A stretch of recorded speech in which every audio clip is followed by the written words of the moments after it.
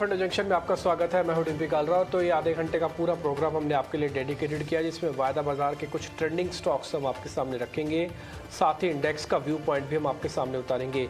आज के मेहमान होंगे हमारे साथ अजीत मिश्रा, जिनसे हम बातचीत करके आपके सामने सारा डाटा रखने वाले हैं। लेकिन पहले 5 बड़ी बातों के साथ शुरुआत कर रहे हैं। एक एक करके सारी बातें आपके सामने आएंगी, फिर हम रिपोर्ट कार्ड भी लेके आएंगे आपके सामने, और फिर हम आगे बढ़ेंगे निफ्टी बैंक निफ्टी के नंबर्स के साथ, डाटा के साथ। पहले 5 बड़ी बातें। सीमित दायरे में अभी मार्केट आपको देखने को मिल रहा है और निफ्टी 18,600 के आसपास है। ये बार हम कई बार आपके सामने रख चुके हैं कि बाजार इस समय एक दायरे में ट्रेड कर रहा है और ज़्यादातर इवेंट्स को एक इम्पैक्टलेस इवेंट बना रहा है। वो इस वजह से क्योंकि इंडिया विक्स डाउन है। बाजार के पास ना तो अच्छी बड़ी खबर कोई ऐसी है, ना ही कोई नेगेटिव खबर ऐसी जिसको उसने डिस्काउंट ना कर रखा हो। इसलिए कुछ नया चाहिए मार्केट को। ये सारी खबरें एग्जिट पोल के साथ डिस्काउंटेड थी और इससे पहले एमपीसी की बैठक भी ठीक उतना ही बता के गई है इंटरेस्ट रेट राइज जितना मार्केट एंटिसिपेट कर रहा था, इसलिए सीमित दायरा बना है। निफ्टी के मुकाबले बैंक निफ्टी थोड़ा ज़्यादा मजबूत है। बड़ी वजह एक तो क्रूड की गिरावट है और दूसरा कल एमपीसी की बैठक था, और तीसरी इंपॉर्टेंट बात है कि इसके अंदर एफ&ओ के पॉइंट ऑफ व्यू से पोजीशंस काफ़ी अच्छी बनी हुई हैं।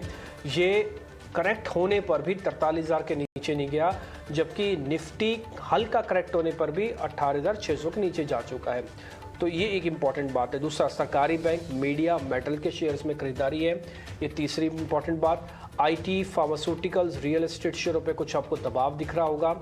ये इसमें से ज़्यादा हैरान करने वाला मेरे को बार बार दिख रहा है वो फार्मास्यूटिकल्स है। टिपिकल इस तरह के मार्केट में फार्मास्यूटिकल्स नीचे जाता नहीं, लेकिन फिर भी जा रहा है, तो थोड़ा ध्यान रखिएगा। रियल एस्टेट के अंदर थोड़ी प्रॉफिट बुकिंग हुई है, वैसे कोई खास बड़ा दबाव इसके अंदर आपको नहीं मिल रहा। इंडिया विक्स अभी भी 14 के नीचे है, करीब 2% के आसपास की गिरावट है। इसका मतलब यह है कि मार्केट के अंदर अभी भी पॉजिटिव और बड़ी नेगेटिव खबर की एक रिक्वायरमेंट है। ये जो भी अभी आपके सामने न्यूज़ फ्लो चल रहा है सब डिस्काउंटेड है बाजार के पास, इसलिए इंडिया विक्स हर रोज उठता है और आपके सामने बोलता है कोई खबर लाओ तो मैं बाजार के अंदर मोमेंटम दूंगा, नहीं तो मार्केट इसी रेंज में, इसी दायरे में ही ट्रेड करता हुआ रह जाएगा। आपके सामने एमपीसी भी निकल गया, आपके सामने चुनावों के अमूमन नंबर आ चुके हैं। आज वीकली एक्सपायरी भी खत्म हो जाएगी, लेकिन रेंज में कोई फर्क नहीं हो रहा। खैर, हम आगे बढ़ते हैं। एक रिपोर्ट कार्ड हम आपके सामने लेके आते हैं, फिर अजीत जी से बात करना शुरू करेंगे।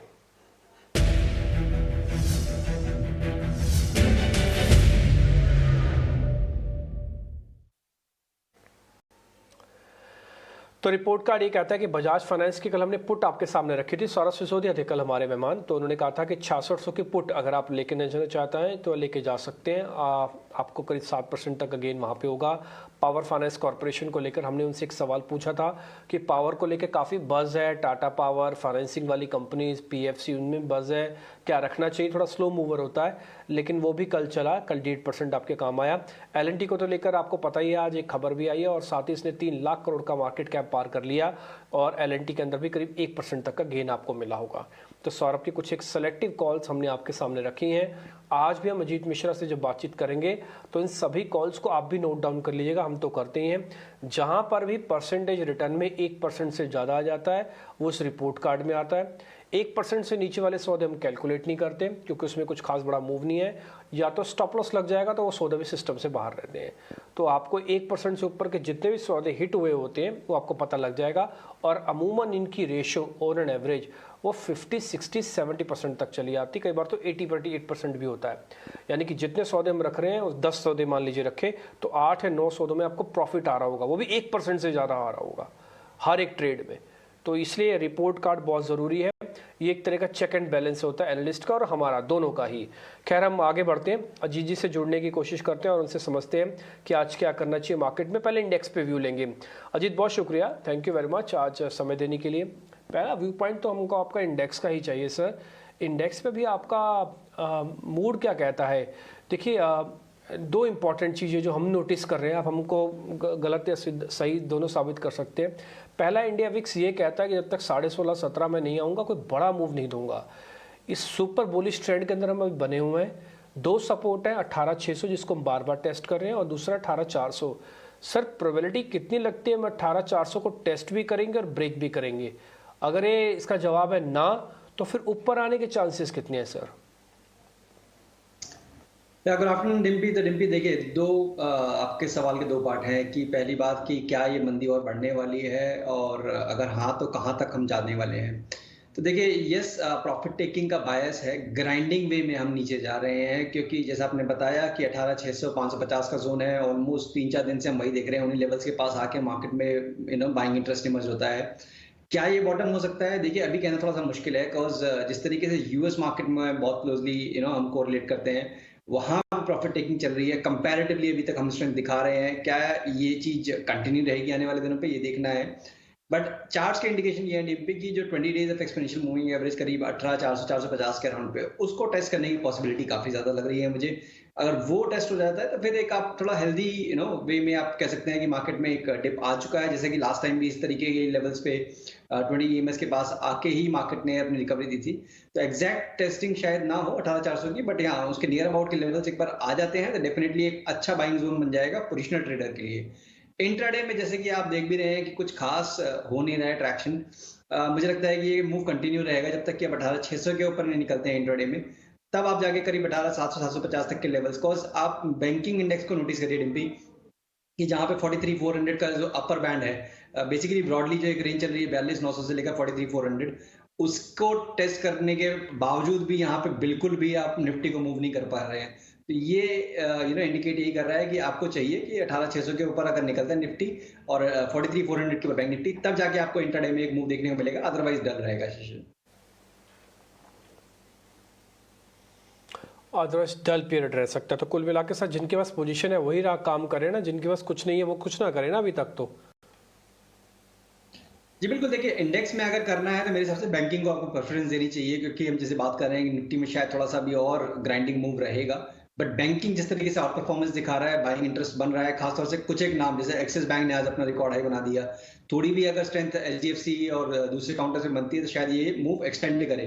तो नेक्स्ट वीक में करीब जो आपका 43,500 वाली कॉल है, वो 280 के अराउंड पे मिल रही है, वो आप अटेंड कर सकते हैं बैंक निफ्टी में, with stop loss of around 210, और ऊपर पे करीब 430 440 के तक के टारगेट्स के लिए। ओके ठीक है, तो एक बैंक निफ्टी का ऑप्शंस का सौदा आप कर सकते हैं, और अगर आप कन्विक्शन के हिसाब से निफ्टी और बैंक निफ्टी में से कोई एक चुनाव करना चाहते हैं तो आपके लिए बैंक निफ्टी ज़्यादा बेहतर हो सकता है। शुरुआत में भी हमने आपको जब मार्केट की कमेंट्री रीड करके बता रहे थे तो आपको ये पॉइंट बताया भी था कि जब हल्का करेक्शन भी होता है ना तो बैंक निफ्टी 43,000 के नीचे नहीं जा रहा, जबकि निफ्टी ने अपना पहले सपोर्ट को ब्रेक किया हुआ था, वो था 18,600 का। बात बहुत ज़्यादा नीचे जाने की नहीं है, बात ब्रेक करके कन्विक्शन की है। बैंक निफ्टी में ज़्यादा एग्रेशन है, ये बात सच है। बैंक निफ्टी में सरकारी बैंकों का कीमत सुपर एग्रेसिव है, ये बात सच है। बैंक निफ्टी के पास मात्र 12 शेयर है, निफ्टी के पास 50 शेयर है। बैंक निफ्टी के पास ऑलरेडी काफ़ी अच्छा गैप है जो कि निफ्टी के पास नहीं था, हालांकि बाद में गैप कवर हुआ, बट स्टिल फिर भी कन्विक्शन और पावर बैंकिंग के पास ज़्यादा है। इसलिए ट्रेड लेना हो, आपको मूवमेंट देखनी हो, बड़ा इंडाइसिस देखना हो तो आपको बैंक निफ्टी पे आना होगा। तो निफ्टी तो आपको बहुत ही डल, बहुत ही बोर कर देगा। ऑप्शंस के जरिए काम करेंगे ज़्यादा बेहतर है, रिस्क रिवार्ड आपसे मैनेज हो जाएगा। तब आगे बढ़ते हैं, सीधा सीधा शेयर्स पे आ जाते हैं अब, और आज के ताज़ा खरीदारी वाले शेयर्स पहले आपकी स्क्रीन पर आएंगे।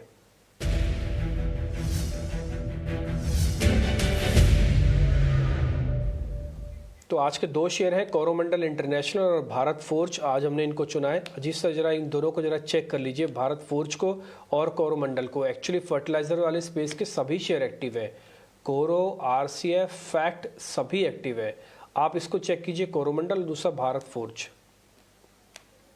बिल्कुल डिम्पी, देखिए कोरोमंडल के लिए एक डिस्क्लोजर की आज हमने अपने क्लाइंट्स को रिकमेंड भी किया था करीब 958 तक के टारगेट्स के लिए, जो कि इंट्राडे में ही अचीव हो गए हैं। और अब क्योंकि एक नेक्स्ट रेजिस्टेंस आता है करीब 968 पे, मेरे हिसाब से यहाँ पे फ्रेश बाइंग के लिए थोड़ा सा वेट करना चाहिए कि 4.5% की मूव ऑलरेडी आ चुकी है, तो दोबारा से इंट्राडे में आपको डिप मिलता है अगर 950 के अराउंड का, तो वो एक अच्छी बाइंग अपॉर्चुनिटी होगी डिम्पी। 935 का स्टॉप लॉस रहेगा, और 970 के ऊपर इसमें आप ट्रेंड रिवर्सल देखेंगे, बिकॉज एक ट्रेंड लाइन आप टॉप से ड्रॉ करेंगे तो वो करीब 968 970 की जोन पे आती है। तो उसके ऊपर जाते ही आपको उसमें फ्रेश ट्रैक्शन देखने को मिलेगा, जिस तरीके से आप देख रहे हैं कि जो स्टॉक आपके रिकॉर्ड हाई पे है, चाहे वो फैक्ट हो चाहे आरसीएफ हो, उस तरीके का ट्रैक्शन करीब करीब आपको 1000 प्लस तक के लेवल्स भी देखने को मिल सकते हैं कोरोमंडल।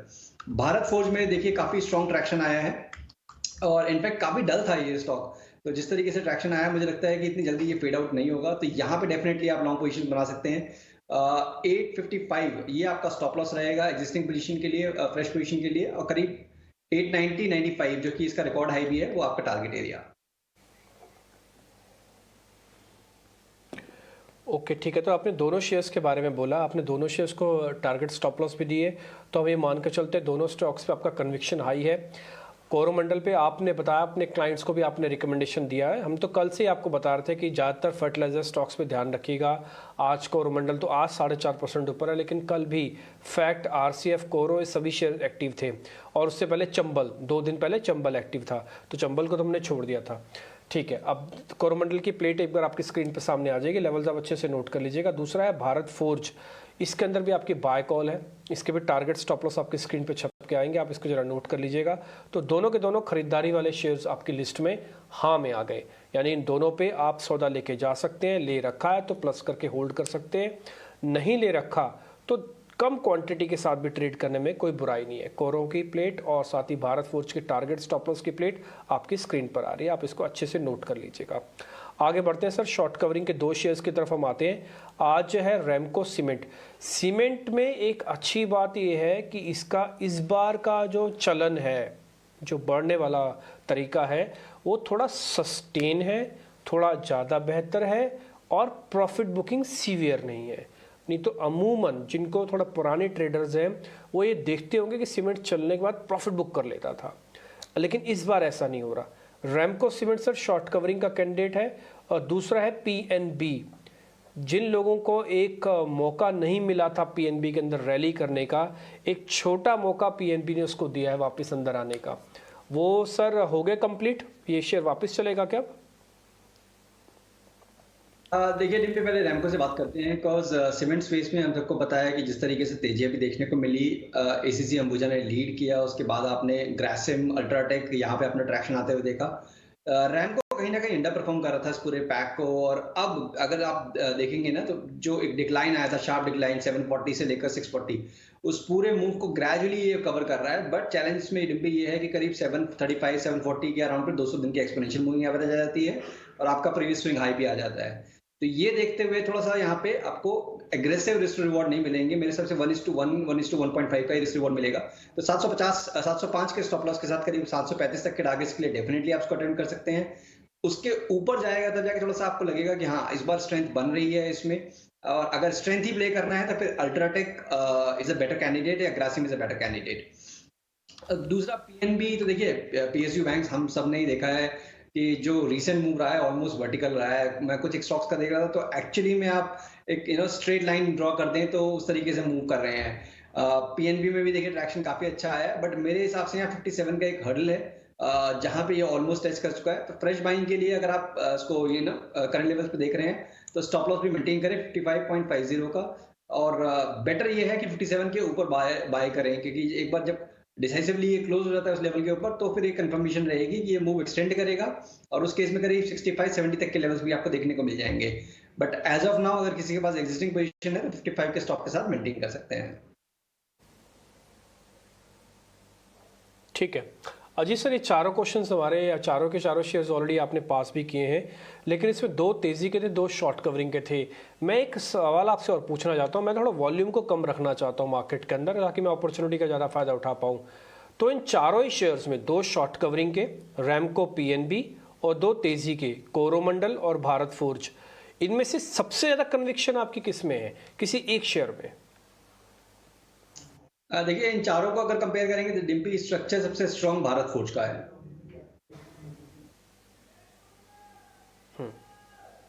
ठीक है, तो भारत फोर्ज का टारगेट स्टॉप लॉस एक बार वापस से लेके आइए स्क्रीन पर, आप अच्छे से नोट कर लीजिएगा। अगर मान लीजिए किसी के मन में ये सुझाव चल रहा हो, क्वेश्चन चल रहा हो, दुविधा चल रही हो कि हम इतने शेयर नहीं ले पाएंगे, मार्केट एक ऐसे जॉनर में है हमारे पास वॉल्यूम कम होना चाहिए, तो फिर आप इन 3-4 शेयर्स में जो हमने 2 सेगमेंट बनाए तेजी का और शॉर्ट कवरिंग का, उसमें से अगर एक शेयर भी चुनना है तो भारत फोर्ज को रख सकते हैं। 895 आपका टारगेट है, आप इस पर थोड़ा ध्यान रख के ट्रेड ले सकते हैं।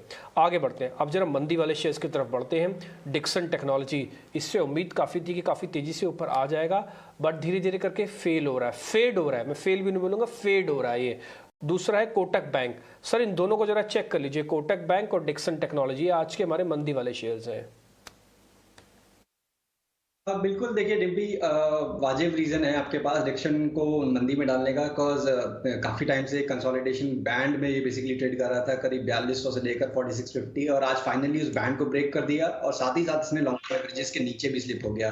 तो अब कोई रीज़न मुझे दिखता नहीं है कि यहाँ पे अगर आपके पास लॉन्ग पोजीशन है तो आपको मेंटेन करना चाहिए। शॉर्ट के लिए मैं भी मना करूँगा, बिकॉज़ जिस तरीके से हम देख रहे हैं मार्केट में कहीं न कहीं बाइंग इंटरेस्ट है मार्केट में, तो आपको और थोड़ा दोबारा से एक बाउंस मिलता है करीब 42 तब शायद मैं इसको शॉर्ट के लिए देखूं, बट अभी आपको एग्जिस्टिंग कोई पोजीशन तो डेफिनेटली निकल जाना चाहिए, बिकॉज नीचे पे करीब इसमें 4000 से लेकर 3950 तक के लेवल्स पॉसिबल हैं कि इसमें आपको देखने को मिल जाएंगे। दूसरा स्टॉक डिम्बी, एक बार दोबारा आप नाम शेयर करेंगे?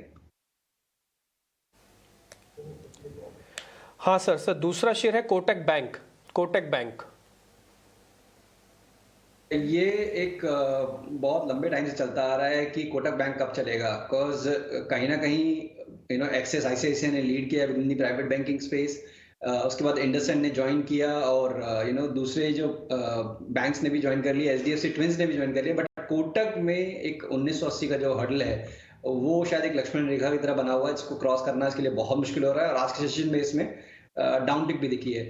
बट डिम्पी मुझे लगता है कि कहीं ना कहीं इसमें शॉर्ट की अपॉर्चुनिटीज नहीं देखें, बिकॉज ट्रेंड के अगेंस्ट जाना वाली बात होगी, क्योंकि इंडेक्स का ट्रेंड आपका पॉजिटिव है, मेजॉरिटी ऑफ स्टॉक्स आपके पॉजिटिव हैं।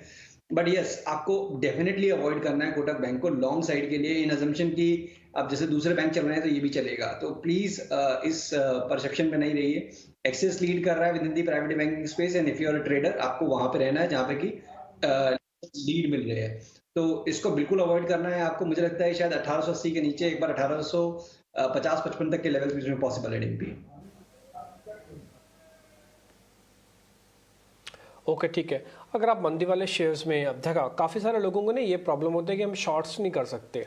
हमको आप नीचे पे बता दो सपोर्ट पे, हम वहाँ से खरीद लेंगे, लेकिन हमको मंदी सूट नहीं करती, हम मंदी कर नहीं सकते, मंदी हमको आती नहीं है।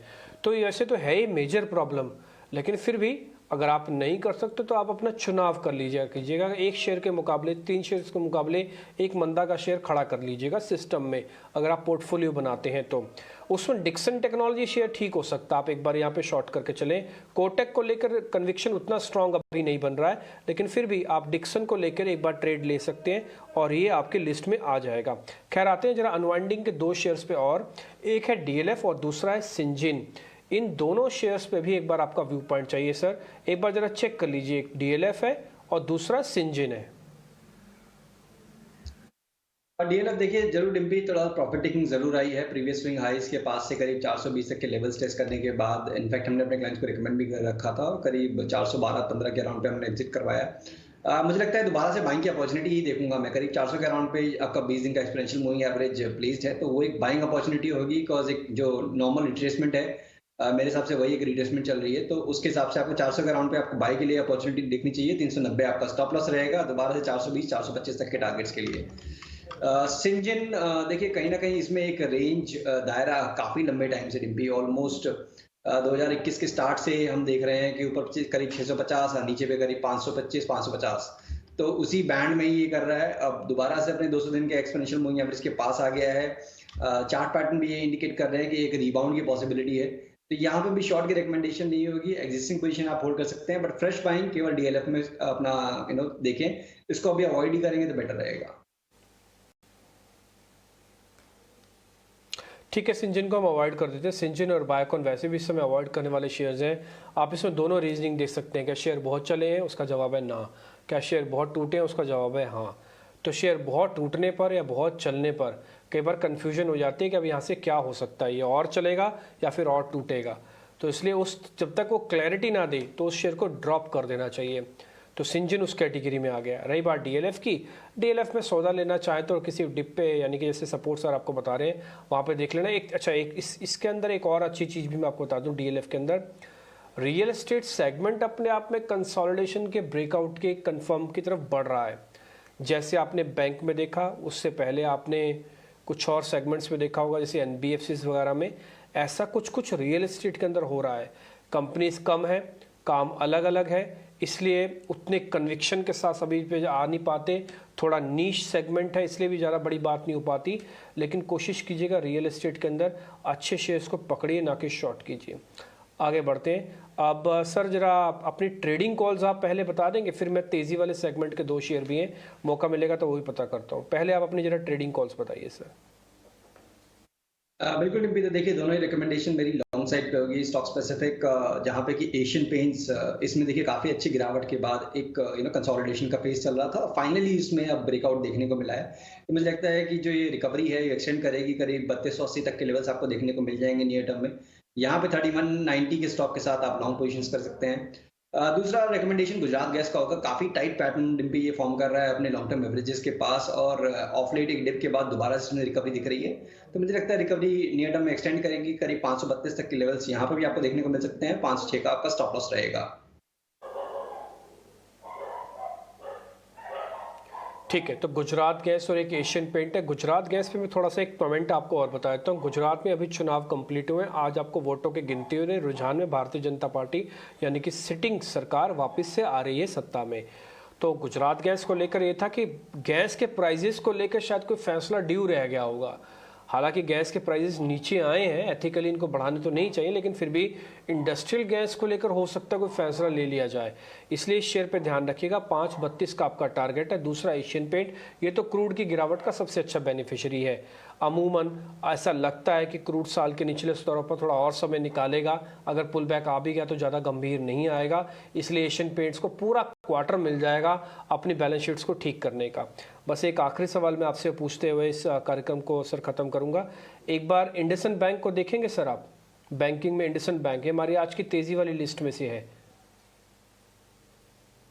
भी तो देखिए यहाँ पे एक डिक्लाइनिंग वेज का एक ब्रेकआउट आया था ऑफ लेट, और उसी लाइन को ये रीटेस्ट कर रहा है। ब्रेकआउट लाइन के पास ये ट्रेड कर रहा है। तो डेफिनेटली जब तक कि ये 1150 के ऊपर होल्ड कर रहा है तब तक आपको लॉन्ग पोजीशंस इसमें मेंटेन करके रखना चाहिए। पोजीशन भी आप बना सकते हैं। 1210 के ऊपर दोबारा से इसमें मोमेंटम आपको आते हुए दिखेगा, जहाँ करीब 1235 से लेकर 1270 तक के लेवल देखने को मिलेंगे।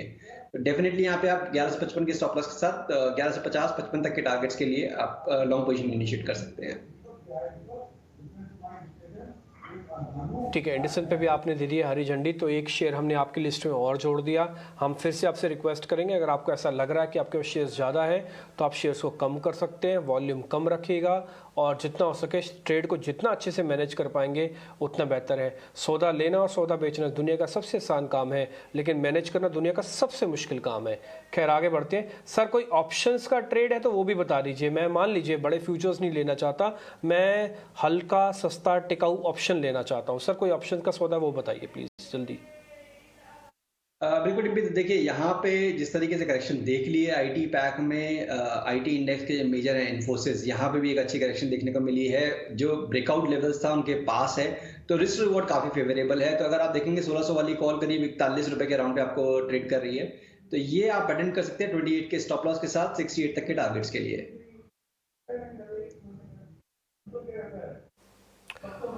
ओके ठीक है जी सर, बहुत बहुत शुक्रिया, थैंक यू वेरी मच आज समय देने के लिए, बताने के लिए इन सभी स्टॉक्स में क्या करें, ऑप्शंस का सौदा भी आज देने के लिए बहुत बहुत शुक्रिया, थैंक यू वेरी मच। आज आपने समय दिया। आपका रिपोर्ट कार्ड हम दिखाएंगे सर अब कल। बहुत बहुत शुक्रिया sir, thank you very much आज समय देने के लिए। फिलहाल इस कार्यक्रम से भी इतना ही, नमस्कार।